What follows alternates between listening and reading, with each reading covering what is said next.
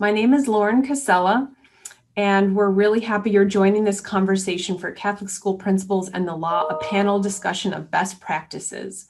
So I serve Loyola Marymount University School of Ed as the director of the Catholic School Leadership Academy.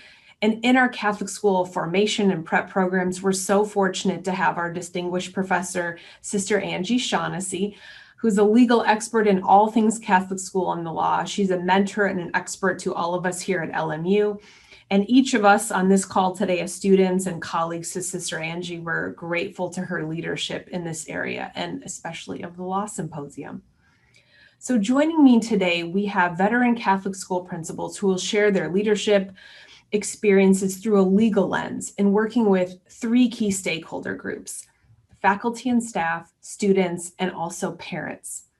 And our goal here today is to provide practical strategies on how to build a vibrant Catholic school community by proactively leading with truth and clarity. So before we start in prayer, let's introduce our panelist here. I'd love to start with Jackie. Would you introduce yourself, Jackie? Yes, of course. Hi, my name is Jackie Sinkowski.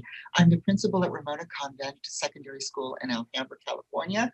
Prior to that, I was head of school at Connolly in Anaheim, California. It closed last year. And prior to that, I was a lawyer. Much happier as a Catholic school educator. No offense. Thank you so much. Yes, thank you so much, Jackie. And Jackie earned her Juris Doctor degree from Thomas Jefferson School of Law in San Diego, and also a grad of our Catholic school admin program here at LMU. So welcome, Jackie. Michelle, welcome in. Hi, thank you so much, Lauren. My name is Michelle Wexler, and I'm currently the principal at Nativity Catholic School in Torrance. Previous to this assignment, I was the principal at St. Paul Bronson, so St. Paul, Los Angeles. Okay, wonderful. Thanks, Dr. Wexler. And Michelle holds a certificate in Catholic school inclusion from LMU and also her doctorate in ed leadership and social justice for LMU. And Dr. Wexler also teaches an advocacy course here to our Place in Cath students. So thank you, Michelle. And Chris, welcome in. Hi, my name is Chris Knowles. I'm the principal at American Martyrs School in Manhattan Beach. Before this, I was one of the assistant superintendents in the Archdiocese. And then I started off as a principal at St. Lawrence Martyrs School in Redondo Beach. Wonderful. Thank you so much, Dr. Knowles. And Dr. Knowles also holds a doctorate in educational leadership and social justice from LMU. And Chris also teaches a business of ed course here at LMU. So to all three of you, thank you so much. And we've cleared it with our panel and with all of us. I'll be addressing each of us by our first names: Michelle, Chris, Jackie, and Lauren. And we are here as your colleagues. So we encourage you to see us as such and a resource moving forward. So let's begin our time and our conversation in prayer. In the name of the Father, and of the Son, and of the Holy Spirit. Amen. This is a reading I've taken from a book from Anne Garrido, a reading according to the Gospel of John. And this is the verdict: that the light came into the world, but people loved darkness instead of light, because their deeds were evil. For everyone who does wicked things hates the light and will not come into the light, so that his works may not be exposed. But whoever lives by the truth comes into the light, so that his works may be clearly seen as done in God. And may we ask God to grant you and all of us the clarity and courage to embrace the call to speak light to darkness and point to the virtues of faith, hope, and love within our campus communities. Amen. In the name of the Father, and of the Son, and of the Holy Spirit. Amen. So let's talk about some best practices for principals to employ that will set them up for success this school year, and practices that these leaders are already doing. So the first topic we're going to just have a conversation about is topics of faculty and staff. And Jackie, I'd love to start with you. To begin, can you help us understand the constitutional rights the teachers have as an at-will employee upon entering a Catholic school? And how do you explain and discuss these concepts of constitutionality and being an at-will employee with your faculty? Thank you. So I think it's really important as an administrator working with faculty and staff that you are absolutely as transparent as you possibly can be, right? It's important to not only be transparent, but to be comfortable having hard conversations. It's something that you have to get used to as an administrator, and the more comfortable you are with it, the better things will go. That being said, it's important for administrators in Catholic schools to understand that constitutional law applies differently to Catholic schools than it does to public schools. So let's be clear. Teachers who choose to teach at Catholic schools are angels sent from God, right? We are so blessed to have their commitment and their passion and their love for our students. But they also need to understand that when they become an employee of a Catholic school, when they become a teacher of a Catholic school, they are much more than classroom teacher. They are ministers to our students, and they advance the mission of the school that they work for. And in fact, recently, July 2020, the United States Supreme Court ruled on 2 cases that were out of the Archdiocese of Los Angeles that had to do with whether or not an employment discrimination suit could be brought against a Catholic school. And the reality is that the courts have said under the First Amendment, the protection of church, the separation of church and state, they will not get involved in employment discrimination suits because Catholic school teachers are ministers. But as an administrator, you have to be clear that your teachers know that they are ministers of the faith, right? They're not just classroom teachers. Even if they don't teach a religion class, they are still advancing the mission. They are still advancing the tenets of the Catholic Church. And so as such, that has to be written into the contract. And that has to be very clear whether you're hiring a new teacher or whether you are renewing a contract for a teacher. Teachers in Catholic schools are at will in that every year their contracts are renewed. And so if that contract is not renewed, there has to be a clear reason as to why it's not renewed. But oftentimes it is related to the minister of the faith. And so as long as you are very clear with your faculty and staff in their contract negotiations that they are ministers and they have to adhere to the mission and to the Catholic tenets, then you should be okay. It's just vitally important that they know that. Thanks, Jackie. Michelle, let's go to you and talk about how you use your August faculty and staff in-service days to clarify these contractual expectations for the year. Can you give our participants insight in how you approach starting a new year with your faculty and staff? Great, thank you, Lauren. So I think what I really appreciate what Jackie said is that, you know, our teachers are angels come to minister and teach in our schools, and I honor that. However, there's a really clear expectation for all of our Catholic school teachers when they are teaching. And so what I've found is one of the biggest problems for principals is that they don't take the time and opportunity before instruction begins to really be, again, thank you, Jackie, for the word transparent, to be transparent that these are working environments and that teachers have duties that are tied to their contracts. So from a principal's perspective, from the administrative perspective, it's very important before probably the 3rd week in August, I take either the 2nd week of August or the 3rd week of August if my school is not beginning then, to take 2 full days to walk my faculty through everything under the umbrella of human resources. As administrators, you know, again, we are working in the school system for a reason. But still, that does not mean that we really are in charge of making sure that our teachers understand what their contracts mean, that they understand their duties, and that we're very clear before we begin the year that we are working in an environment where safety is extremely important. And that not only do our contracts have a moral code of conduct, but we have contractual duties while we are working. And so I take 2 days, let's say we are beginning, so this year, August 9th.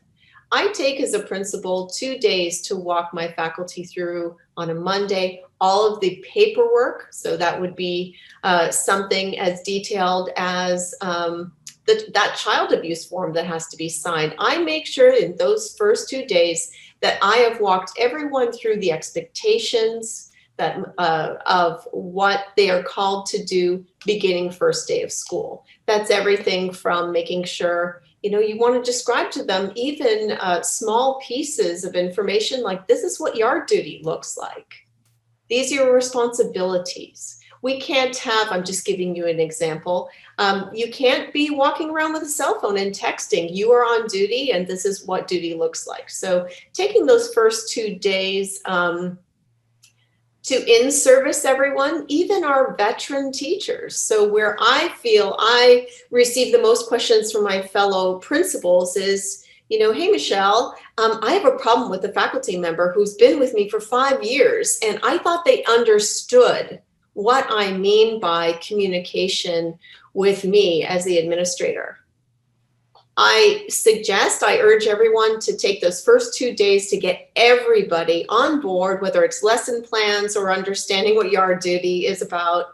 I urge you to take those 2 days to walk everyone through what you expect as a leader. I know that some of us, this feels very top down, but there is a piece of our job where we can't really shy away from the things that need to be communicated to that faculty so that we can all go forward and be free to do what we do best, and that is teach.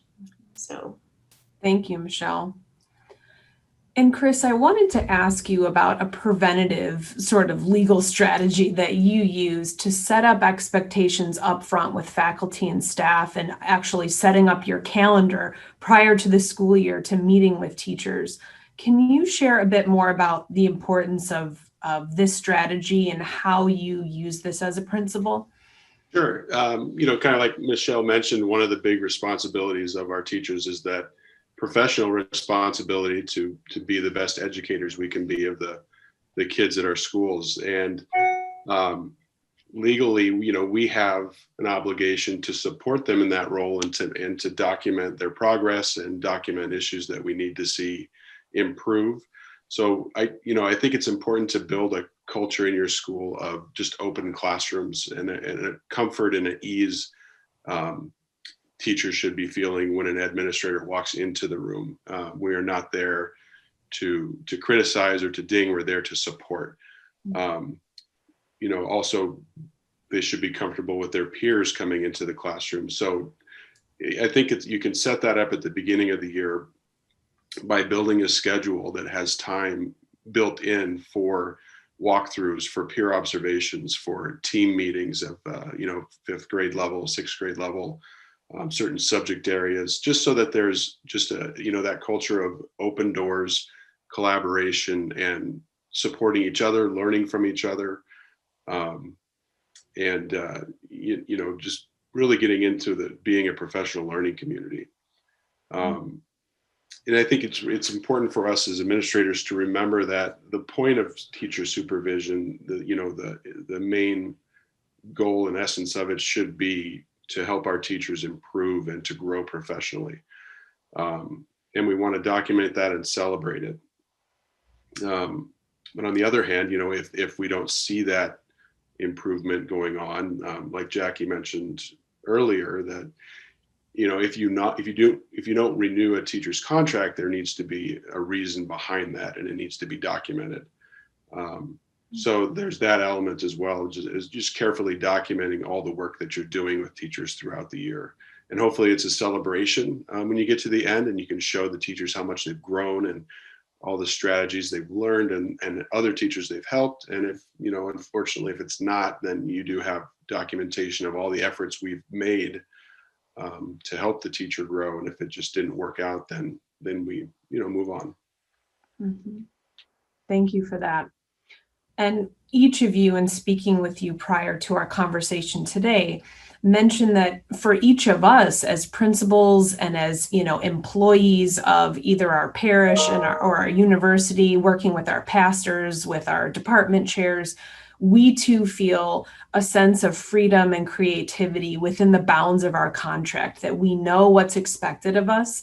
And then likewise, we try to lead that with our teachers, and we tell them, I think Jackie, you mentioned as well, that we are under contract, and we seek their feedback to improve. And so I think that's in the spirit of professional learning for all of us. I think too, Dr. Casella, that it's important that we have good documentation, as Chris expressed, especially in our handbook. The handbook that goes to our teachers, the handbook that goes to our parents and to our students, they need to know very clearly what is expected of them. But also, and equally as important, they need to know what is expected of us, right? And so as administrators, we're not always called to be equitable as much as we are to be fair. And fair looks different than equitable, right? Equitable means you all get the same thing, but that's not always true, especially with our faculty and our staff. We have to give them what they need to be successful in their role. And that goes back to what Chris mentioned. We really have to make sure that we celebrate them. But in order to celebrate them, we have to provide them with all of the tools and all of the skills that they're going to need. And that's going to be different from one teacher to another. And so, again, being really transparent up front, saying this is what I'm here for, and this is how I can be a leader for you and a colleague, right, to work with you and for you. I think that's really important as well. That's great. Thank you. Yep. Equal is everybody getting the same, equitable, everybody getting what they need. So great to express. And I think to feed into this topic of student conversations and supporting the needs of all learners and students. So in the area of student topics, we'll start with supporting the needs of all learners. So specifically, this is in our Catholic schools, our aim for inclusion, the work we're already doing to be inclusive communities, providing the accommodations to our neurodiverse, linguistically diverse students with special needs, students with disabilities, and specifically in the area of academics. So we'll talk about this idea of IEPs and STEP programs and the different ways that we talk about this in our Catholic schools. So Jackie, I thought we could start with you. And can you tell us about the language and philosophy you use to describe to your teachers, to your faculty, about how we support students with learning disabilities? Absolutely. So, I think it's important for administrators in Catholic schools and teachers in Catholic schools to understand that an IEP or an individualized education plan is a public school thing, right? We don't have it in Catholic schools. We may have something similar. We may call it something else. For example, at Ramona, we call it an individualized service plan or an individualized support plan, right? It follows a lot of what is in an IEP, but it allows for a private school to make accommodations that they are able to rather than they must do. Given our resources or lack of resources. But let's be honest, as administrators, we want to be competitive in the marketplace, right? So we need to make sure that our schools are offering to our students all of the support that they need, whether it be behaviorally, emotionally, or academically. Before that can really happen, though, I work with our parents to make sure that they do get their student, their daughter, or their son tested through the public school that is located in the area where your school is, right?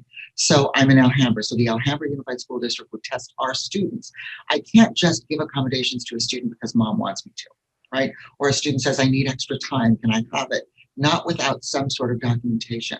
So then what we do is we take our guidance counselor, who is also a licensed marriage and family therapist, and she gives an in-service at the beginning of our school year, much like Michelle was saying, right? The in-service that happens before the school year begins, and she goes through every single one of those support plans. And she talks about every single accommodation that we can make, and she works with each teacher in the classroom about how those accommodations should play out, what they should look like, how we can make them happen. As an administrator, I have to follow up with that. I have to make sure that our teachers have everything they need to make the accommodation. I have to make sure that the student is successful with the accommodations, and I have to follow up with the parents and make sure that they're satisfied with the accommodations we're able to make, right? But I also have to be realistic. There are some accommodations we can't make, and sometimes, and this doesn't happen often, but sometimes our school is not the best place for that student, right? And so you have to have those hard conversations oftentimes with the family that says better resources are available to you. And then because we're a pastoral nature, we then help them find that. But the important thing is that Catholic schools, private schools, must be ready and willing to make accommodations for our students who have those needs. We don't call them an IEP, we call them something else, something fancy, something creative, but it comes down to the same thing. We try to meet the accommodations that the student needs to be successful. Thank you, Jackie. And Michelle, can you tell us about the policies and practices you use in the area of educating students with diagnosed learning disabilities? Yes, yes, thank you. I take most of my direction very decidedly from the Archdiocesan Handbook. At the back of, well, most of us look at the online version of this, but at the very back, there's an appendix, and it clearly lays out what a STEP is. I think it's important when knowing that we have students in our environment where, we know we are called to meet all children who are imbued with dignity by the very nature of the fact that they are born. I mean, our Catholic school mission and philosophy is very clear that we are called to include. That's not really what, as an administrator, I can't go about this willy-nilly. So back to what I was saying about STEP. We need to be clear with parents, what we can provide and what we can't.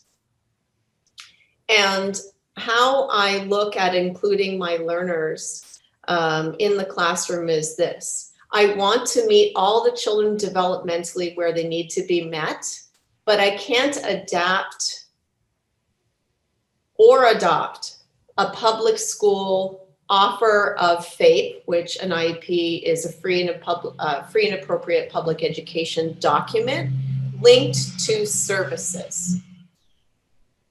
A lot of principals often will look at what an IEP is and think it's the same as STEP. So that's why I urge everyone to really read that administrative handbook to see what is the difference.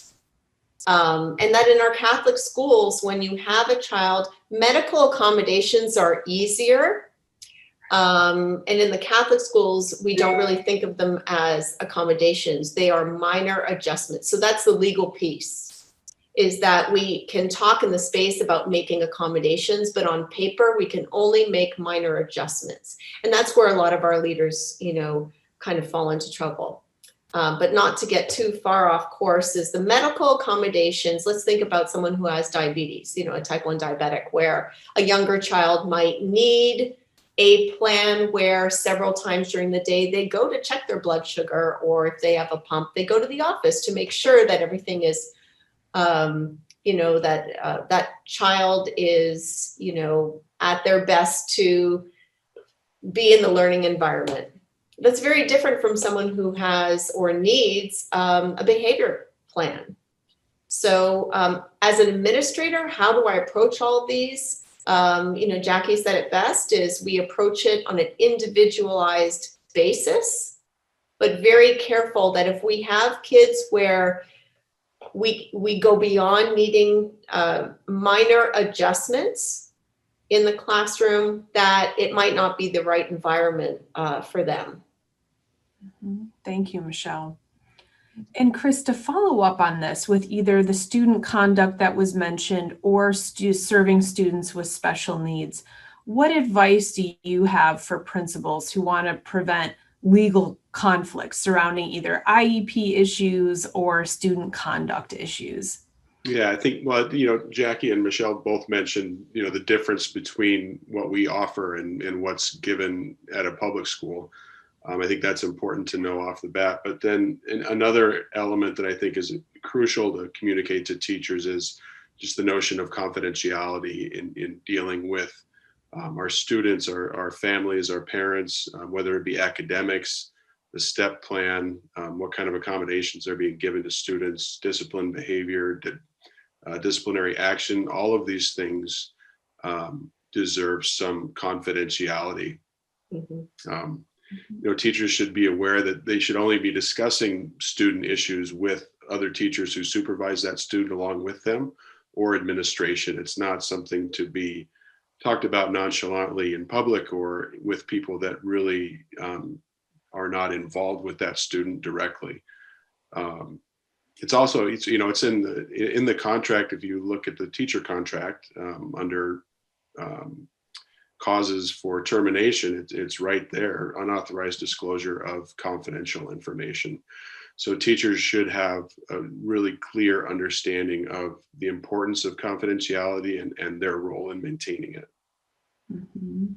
No, Excellent. I think it's interesting too. A lot of administrators don't want to share an IEP plan or a 504 or one of those plans because they feel that it is confidential, and it is.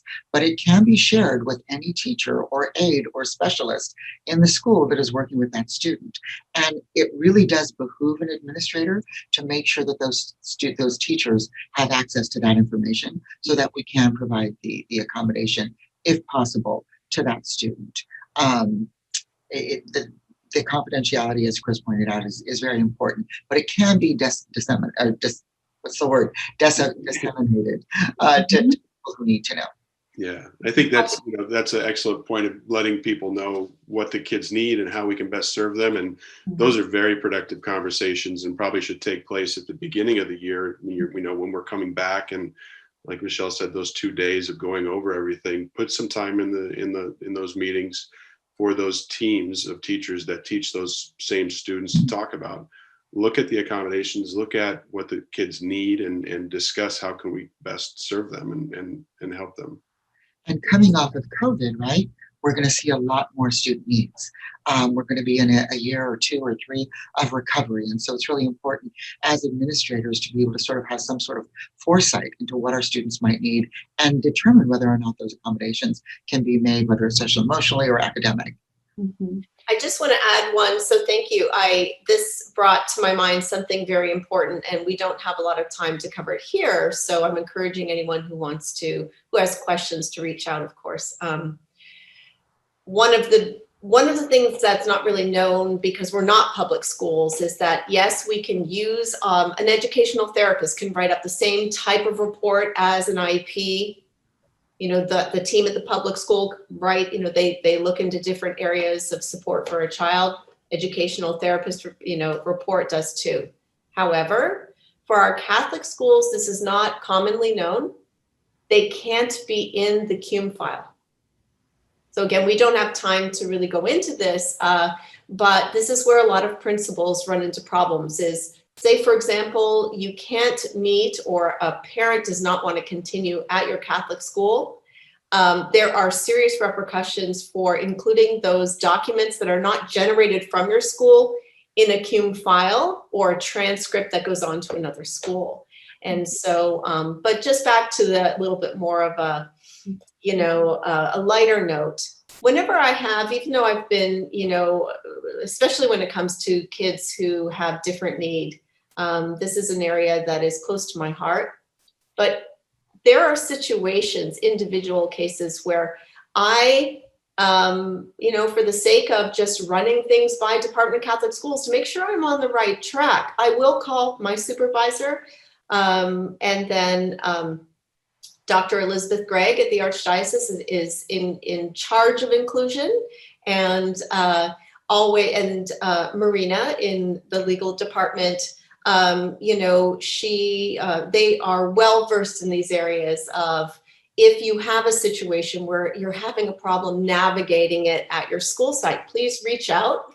They might not always have the answer that you need in the moment, but they will make sure that you are following protocol and that you're not getting, God forbid, your school in trouble. And that's what, that's a bit of what today is about, is just, we don't want principals to be living in fear that they're going to do something wrong. We want to be strong for our students. Wonderful. Thank you for that. And I think also in the area of student behavioral expectations, our handbook should stipulate the different behaviors that we expect, and also the consequences that that the school will hold the students and parents responsible for. And knowing that even if behavior is happening outside of school grounds, which we may bring up in our parent conversation, that if the school is named or if teachers are named specifically, then the school can be involved in following up. And that is, of course, all in our code of conduct for students and parents. So perhaps we can switch a little bit to parents, and we know parents are the first and primary educators of their children. We partner with them. I just would like, Michelle, if you could start us off, how do you set expectations with parents on behaviors and general codes of conduct? And specifically, what is the Christian code of conduct in your handbook? Yes, so thank you. So again, trying to be transparent and trying to start that school year off right. Before I have children on campus, I think a lot of us do this, is I have a mandatory back to school night just for the parents. So it's child free or student free. And I hold that meeting in the church. So I'll give you an example. So August 23rd this year at 6 p.m. I give my annual, I don't say address, it's more an introduction to what Nativity is, but more importantly, what are the Christian codes of conduct for parents, students, and everyone involved in our community. I'm very, I'm just really clear that these are supposed to be beautiful, when parents bring us their children, right, to partner with us in this journey of faith, but also in this journey of education. We need to be really clear that in our administrative handbook, we need to be clear that these are going to be safe environments for everyone, emotionally, socially, academically, spiritually, physically. What that means for parents is this: when we are communicating with each other, there are going to be problems. We just came off a topic of inclusion. These are hard emotions for people. It's hard for us as parents to always be, when you're in a rush to drop off your kid, it's hard to be polite all the time. That's okay. But at that meeting, I'm clear with everyone that we need to use, we have to lead with our faith when we are communicating with administrators, when we're communicating with that child's teacher, and that it's, I'm going to say, not okay. It's not okay for us to be so free with anger or our emotions. When those start taking over what our communities are all about, that's when, I will invite those parents, and I'm clear about it in my meeting. I will have to invite you in for a conversation to remind you of how we need to address one another. This goes all, this kind of lives throughout the school, is that we have expectations for our children, and that needs to be well documented in a student handbook, as well as teachers at the beginning of the year in a child-friendly way. So a third grader is going to hear about discipline differently than an eighth grader. Okay, fine. But we're all living in this space, including the parents, of how are we going to behave around each other? Are we going to, is a parent, and this has happened to me, is a parent going to be upset that when they see a drop off, that another child has their hands on my child, and are they allowed to, be aggressive with that child? No, not because I decide this is what you can do and this is, you can't do this, you can do this.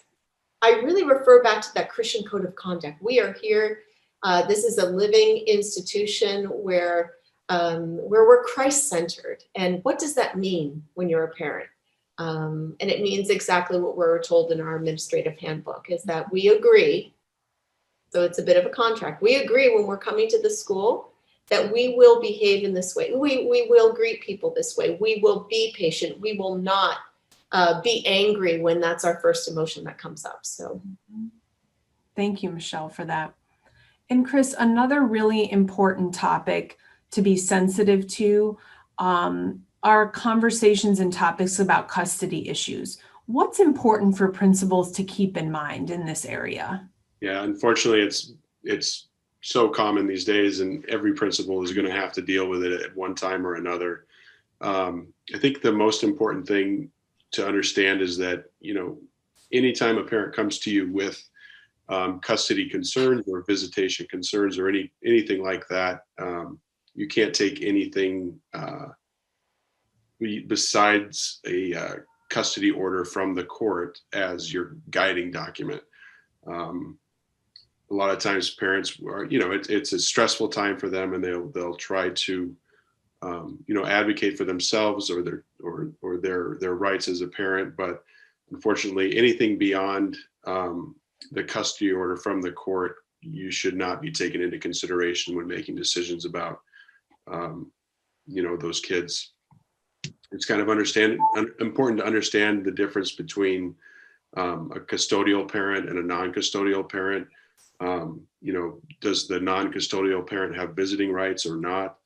What are the visitation rights? They should be clearly outlined in the court order, the custody order. The other thing is your handbook should provide some guideline. Your parent handbook should provide guideline on when is it appropriate and allowable for parents to visit students on campus. It's not always in there, but you can get into some kind of tricky situations, especially when custody is being argued over, of parents coming on campus to visit their students during school. As long as you have a clear policy in your parent handbook on when and how that can occur, that'll be a big support for you if anything like that arises. The other thing to be aware of, and to also have your teachers be aware of, and your aides or anybody else on campus, is that many times people will ask you for a statement regarding the parents' actions or lack of actions, and want to use that in court for the custody battle. And it's in the handbook from the Archdiocese. No school employee should provide a written or verbal statement in a custody dispute without authorization. Really important when these things come up to call the legal department and get guidance. And anytime you get a subpoena or anything like that, the first call should be to the legal department. They'll want to see the documents, and they will walk you through how to appropriately respond.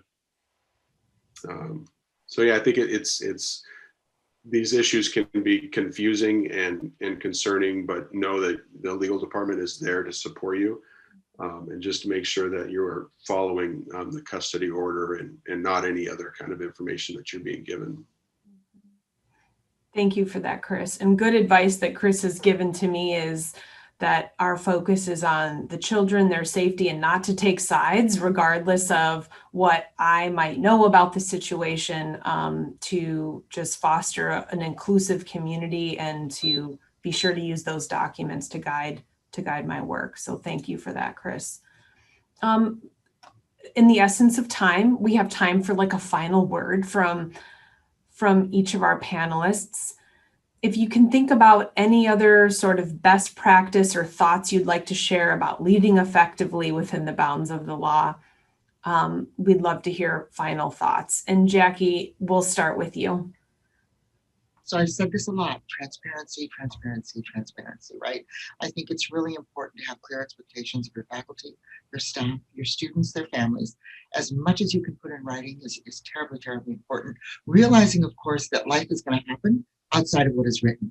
And then we are called to be pastoral. We are called to be Christians. We are called to live our faith with love and compassion and mercy and tenderness. And that goes back to what Michelle said, right? It's our job to make sure that our families, our faculty, our staff knows how important it is to lead with love, and to remain in that place when you are working with our students, faculty, staff, our families. So be transparent, but also be compassionate and pastoral when working with our community. Thank you, Jackie. Michelle, final words. So for me, I think about it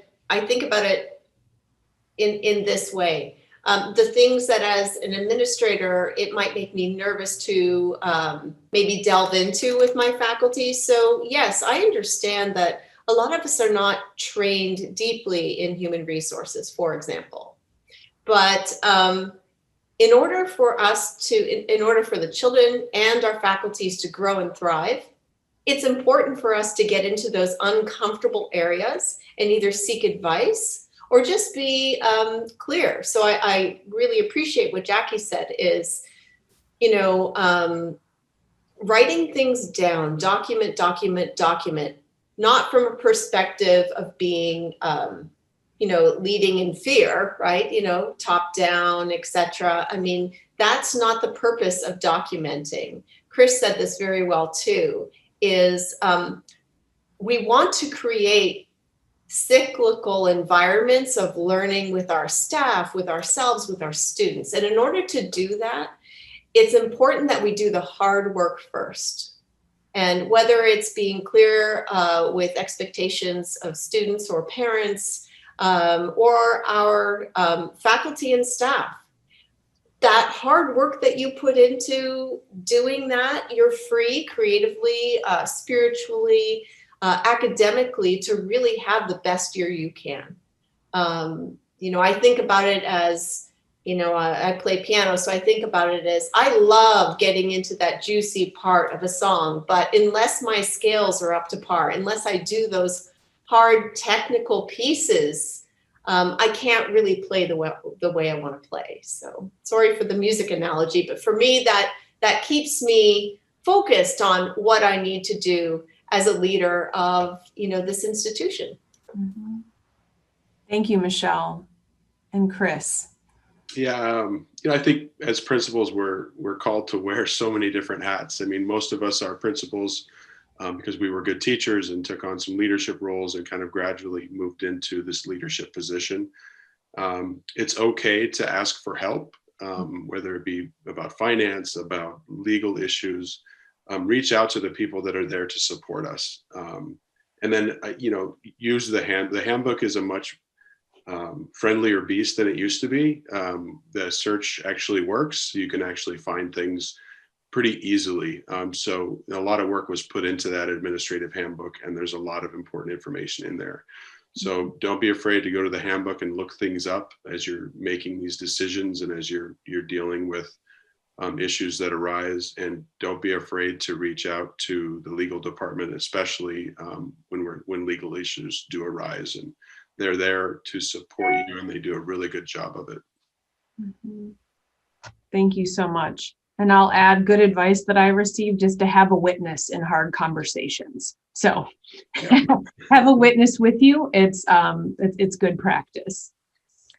And so I want to thank Jackie and Michelle and Chris for sharing your lived experience on current legal issues. And if I could just,